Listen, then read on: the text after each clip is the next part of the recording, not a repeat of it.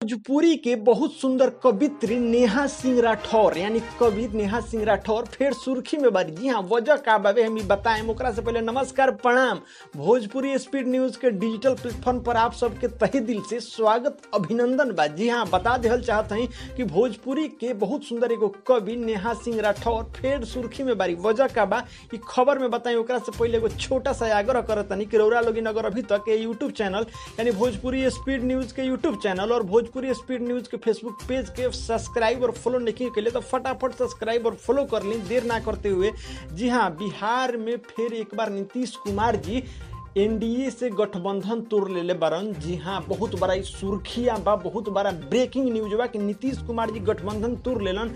नीतीश कुमार जी के गठबंधन तोड़ला के बाद नेहा सिंह राठौर के फिर एगो व्यंग भरा कविता इंटरनेट पर काफी वायरल हो रहा बा। जी हाँ, जौन में नेहा सिंह साफ सुथरा शब्द में कहीं कि दिखत नजर आ रही।